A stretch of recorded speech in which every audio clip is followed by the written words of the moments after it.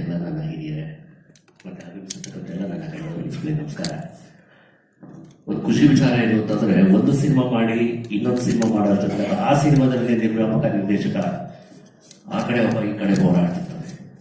ಇಡೀ ಗಾಂಧಿನಗರದಲ್ಲಿ ಆ ಕ್ರಾಸಲ್ಲಿ ಅವ್ರನ್ನೇ ಸುತ್ತಿರುತ್ತೆ. ಬರೀ ಒಂದು ಸಿನಿಮಾ ಇದು ಅರ್ಧದಲ್ಲಿ ಅಂತದ್ರಲ್ಲಿ 3 ಸಿನಿಮಾ ಮಾಡ್ತಾರೆ ಜೊತೆಗೆ ಅಂತಂದ್ರೆ ಇವ್ರ ಕಮಿಟ್ಮೆಂಟ್ ನಾವು ಮೆಚ್ಚಲೇಬೇಕು. ಇವ್ರ ಕಮಿಟ್ಮೆಂಟ್ ಹೀಗೆ ಮುಂದುವರಿದೆ. ಅವ್ರೊಂಥರ ಬಾಂಡಿಂಗ್ ಚೆನ್ನಾಗಿದೆ, ನಿರ್ದೇಶಕರು ಮತ್ತು ನಿರ್ಮಾಪಕರ ಬಾಂಡಿಂಗ್ ಚೆನ್ನಾಗಿದೆ. ಹೀಗೆ ಅವರ ಸಿನಿಮಾ ಜರ್ನಿ ಮುಂದುವರಿದೆ. ನಾನು ಶರತ್ ಕುಮಾರ್ ಅವ್ರನ್ನ ನಾನು ಕೇವಲ ನಿರ್ಮಾಪಕ ಅಂತ ಹೇಳೋದಕ್ಕಿಂತ ಒಬ್ಬ ಗಂಡನೇ ನಿರ್ಮಾಪಕ ಅಂತ ಹೇಳ್ತೀನಿ. ಗಂಡನೆ ಅಂತ ಹೇಳ್ತಕ್ಕಂಥದ್ದು ಲಿಂಗ ಭೇದಗಳಲ್ಲ, ಗಂಡು ಹೆಣ್ಣು ಲಿಂಗ ಆ ಗಂಡಲ್ಲ, ಅದರಲ್ಲೂ ಧೈರ್ಯ ಇರ್ತಕ್ಕಂಥ ಒಬ್ಬ ನಿರ್ಮಾಪಕ ಬೇಕು. ಕಂಟಿನ್ಯೂಸ್ ತೆಗೆದ ಎಲ್ಲಾ ಸಿನಿಮಾಗಳು ಕೂಡ ತೋಪಾಗಿದೆ, ಆದ್ರೆ ಅವ್ರು ತೋಪಾಗ್ಲೇ ಇಲ್ಲ. ಅವ್ರು ಭಯ ಬೀಳ್ತಾನೆ ಇಲ್ಲ. ನಾನು ಸಿನಿಮಾ ಮಾಡ್ತೀನಿ, ಕನ್ನಡಕ್ಕೋಸ್ಕರ ಸಿನಿಮಾ ಮಾಡ್ತೀನಿ, ಕನ್ನಡ ಸಿನಿಮಾ ಅವ್ರೊಂಥರ ಈ ಅಮಿತಾಬ್ ಬಚ್ಚನ್ ಆಶೀರ್ವಾದ ಇರಬೇಕು ಅಂತ ಕಾಣಿಸುತ್ತೆ. ಅವ್ರದ್ದು 7ನೇ ಸಿನಿಮಾ ಹೀರೋ ಆಗಿ ಗೆದ್ದಿದ್ದಂತೆ, ಅಲ್ಲಿವರೆಗೂ ಎಲ್ಲ ಸಿನಿಮಾ ಸೋತಿತ್ತು. ಆದ್ರೆ ಅವ್ರ ಇನ್ಸ್ಪೈರ್ ನಲ್ಲಿ ಇವರು ಸಿನಿಮಾ ಮಾಡ್ತಿದ್ದಾರೆ ಅಂತ ಅನ್ಸುತ್ತೆ. ಈ ಧೈರ್ಯ ಹೀಗೆ ಮುಂದುವರಿಲಿ. ಈಗ ರೇವಣ್ ಸಾಹೇಬರು ಈ ವೇದಿಕೆ ಮೇಲೆ ಇರೋದ್ರಿಂದ ಈಗ ಚಿತ್ರರಂಗದ ಅವರು ಕಳ್ಳು ಬಳ್ಳಿ ಅಂತ ಅನ್ಕೋತೀವಿ ನಾವು. ಸರ್ಕಾರ ಅವ್ರದೇ ಇರೋದ್ರಿಂದ ದಯವಿಟ್ಟು ಅವರಲ್ಲಿ ನಮ್ಮದೊಂದು ಮನವಿ. ಯಾಕೆ ಅಂತಂದ್ರೆ ಈ ದೇಶದಲ್ಲಿ ಎಲ್ಲಾ ರಾಜ್ಯಗಳು ಕೂಡ ಸಿನಿಮಾ ಸಿಟಿ ಆರಂಭ ಮಾಡಬೇಕು ಅಂತ ಹೊರಟ ಮೊದಲು ಧ್ವನಿ ಎತ್ತಿದ್ದು ಕರ್ನಾಟಕ ರಾಜ್ಯ. ಆದ್ರೆ ದುರಂತ ಅಂದ್ರೆ ಇವತ್ತವರೆಗೂ ಆಗದೆ ಇರತಕ್ಕಂಥದ್ದು ಕೂಡ ದುರಂತ. ಕರ್ನಾಟಕದಲ್ಲಿ ಇವತ್ತು ಆಗಲಿಲ್ಲ. ಮೊದಲು ಸಿನಿಮಾ ಸಿಟಿ ಆಗಬೇಕು ಅಂತ ಧ್ವನಿ ಎತ್ತಿದ್ದು ಕರ್ನಾಟಕ. ಬೇರೆ ಎಲ್ಲಾ ರಾಜ್ಯದಲ್ಲೂ ಕೂಡ 2 ಫಿಲ್ಮ್ ಸಿಟಿಗಳಿದೆ, ಆದ್ರೆ ಇವತ್ತವರೆಗೂ ಕರ್ನಾಟಕದಲ್ಲಿ ಆಗ್ಲೇ ಇಲ್ಲ. ಮೊದಲು ಧ್ವನಿ ಎತ್ತಿದ್ದು ಕರ್ನಾಟಕದವರು. ಅದರಲ್ಲೂ ಕೂಡ ಮೊನ್ನೆ ನೀವೇನು ಫ್ಯಾನ್ ಆಫ್ ನಬ್ಬಾಸ್ ಅಂತ ಹೇಳ್ತಿದ್ರು, ಅವರ ಕಾನ್ಸ್ಟಿಟ್ಯೂಷನ್ ಆಗಲಿ ಪಾಪ ಅವರು ಮೊದಲು ಸಿಎಂ ಆಗಿದ್ರು ಕೂಡ ಹೋರಾಟ ಮಾಡಿದ್ರು. ಅದಕ್ಕೆಲ್ಲವೂ ಆರಂಭ ಆಗಿ 160 ಎಕರೆ ಜಾಗ ಕೊಟ್ಟು ಮತ್ತೆ ಅವರು ಸಿಎಂ ಇದು ಮುಗಿದ ಮೇಲೆ ಅವಧಿ ಮುಗಿದ ಮೇಲೆ ಅದಾಗಿ ನಿಂತು ಮತ್ತೆ ಬೇರೆ ಸಿಎಂ ಬಂದ್ರು, ರಾಮನಗರ ಮಾಡ್ತೀನಿ ಅಂತಂದ್ರು, ಇನ್ಯಾರೋ ಸಿಎಂ ಬಂದ್ರು, ಬಿಡದಿ ಮಾಡ್ತೀನಿ ಅಂತಂದ್ರು, ತಿರ್ಗಾಗಿ ಮತ್ತೆ ನಮ್ಮ ಸಿಎಂ ಬಂದ ಮೇಲೆ ಅದನ್ನು ಮಾಡಿಕೊಟ್ಟಿದ್ದಾರೆ. ಬಹುಶಃ ತಮ್ಮಲ್ಲಿ ನನ್ನ ಮನವಿ ಏನು ಅಂತಂದ್ರೆ, ನಿಮ್ಮ ಅವಧಿಯಲ್ಲಿ ಏನಾದ್ರು ಆದ್ರೆ ಕರ್ನಾಟಕಕ್ಕೆ ಒಂದು ಫಿಲ್ಮ್ ಸಿಟಿ ಆಗುತ್ತೆ ಸರ್.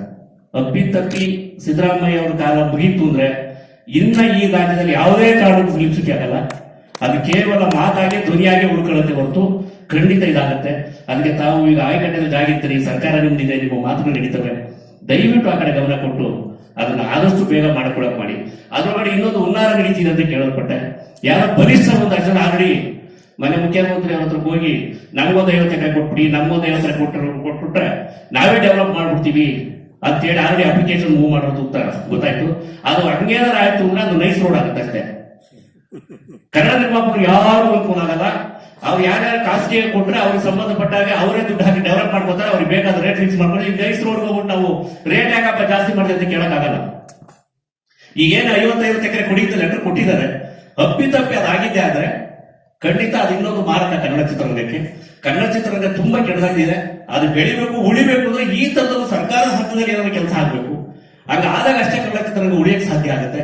ದಯವಿಟ್ಟು ತಾವು ಚೂರು, ನೀವು ಈಗ ನಮ್ಮ ಕಳ್ಳು ಬಳ್ಳಿನೇ ಆಗಿರೋದ್ರಿಂದ ಆ ಕಡೆ ಸ್ವಲ್ಪ ಗಮನ ಕೊಟ್ಟು ಅದನ್ನು ಮಾಡಿ. ಜೊತೆಗೆ 3-4 ವರ್ಷದಿಂದ ಸಬ್ಸಿಡಿಗಳು ಕೊಟ್ಟಿಲ್ಲ, ಸಹಾಯ ಪ್ರಶಸ್ತಿಗಳು ಕೊಟ್ಟಿಲ್ಲ. ಅನೇಕ ಚಿತ್ರರಂಗದಲ್ಲಿ ಅನೇಕ ಜನ ಊಟ ಮಾಡ್ತಾರೆ. ಈ ತರದ ಪ್ಯಾರಾ ಸಿನಿಮಾಗಳು ಮಾಡೋದ್ರ ಮೂಲಕ ಮತ್ತೆ ಅಂತಾರಾಜ್ಯ ಮಟ್ಟದಲ್ಲಿ ಅಥವಾ ಅಂತಾರಾಜ್ಯದಲ್ಲಿ ಅಥವಾ ಅಂತ ದೇಶದಲ್ಲಿ ಕನ್ನಡದ ಪರಿಸರವನ್ನ ನಾವು ಕಟ್ಕೊಡೋದಕ್ಕೆ ಅಥವಾ ತೋರಿಸೋದಕ್ಕೆ ಸಾಧ್ಯ ಆಗುತ್ತೆ ಅಂತಂದ್ರೆ ಆ ತರದ ಸಿನಿಮಾಗಳಿಂದ ಸಬ್ಸಿಡಿ ನಿಲ್ಲಿಸುವ ಹುನ್ನಾರವೂ ಕೂಡ ಒಂದ್ ಕಡೆ ನಡೀತಿದೆ ಅಂತಕ್ಕಂಥ ಮಾಹಿತಿ ಬಂತು. ಅದನ್ನು ತಿರ್ಗಾ ಸ್ಪಷ್ಟೀಕರಣ ಕೊಟ್ಟರು, ಬಹುತೇಕ ಅದಿಲ್ಲ ಅಂತ. ಉದ್ಯಮ ಮಾಡ್ತೀವಿ, ಉದ್ಯಮ ಮಾಡೋದ್ರಿಂದ ಚಿತ್ರರಂಗಕ್ಕೆ ಸಹಾಯಧನ ಬೇಕಾಗಲ್ಲ ಅಂತ ಕೇಳಿ ಯಾವ ಪುಣ್ಯಾತ್ಮೂರಿ ಐಡಿಯಾ ಕೊಟ್ರೆ ಗೊತ್ತಿಲ್ಲ. ಉದ್ಯಮ ಮಾಡೋದ್ರಿಂದ ಚಿತ್ರರಂಗಕ್ಕೆ ಖಂಡಿತ ಅನುಕೂಲ ಆಗಲ್ಲ ಸರ್. ಅದು ಯಾವ ಈ ತರದ ಮಿಸ್ಗೈಡ್ ಮಾಡಿದ್ರೆ ಗೊತ್ತಿಲ್ಲ. ಅದು ಒಬ್ಬರಿಗೆ ಕೇವಲ ಪ್ರದರ್ಶಕರ ವಲಯದಾಗ ಮಾತ್ರ ಅನುಕೂಲ ಆಗುತ್ತೆ ಬಿಟ್ರೆ ಒಬ್ಬ ನಿರ್ಮಾಪಕರು ಕೂಡ ಅದರಿಂದ ಅನುಕೂಲ ಆಗಲ್ಲ. ಅದು ಯಾಕೆ ಅರ್ಥ ಆಗ್ತಿಲ್ಲ. ಈ ಚಿತ್ರರಂಗ ಉಳಿಬೇಕು ಅಂತಂದ್ರೆ ನಿರ್ಮಾಪಕ ಉಳಿಬೇಕು. ನಿರ್ಮಾಪಕ ಉಳಿದ್ರೆ ಅಷ್ಟೇ ಚಿತ್ರಮಂದಿರದವ್ರು ಉಳಿತಾರೆ ಬಿಟ್ರೆ ಯಾರು ಆಗಲ್ಲ. ಅಲ್ಲ, ಸಿನಿಮಾ ಮಾಡ್ತಿದ್ದೀನಿ ನಾವು, ಎಂತದ್ದು ಇಂಡಸ್ಟ್ರಿ ಮಾಡ್ತಿದ್ದೀವಿ, ಲೋನ್ ಕೊಡ್ತಾರೆ. ಯಾರು ಸಹ ಸಿನಿಮಾದಲ್ಲಿ ಲೋನ್ ಕೊಡ್ತಾರೆ?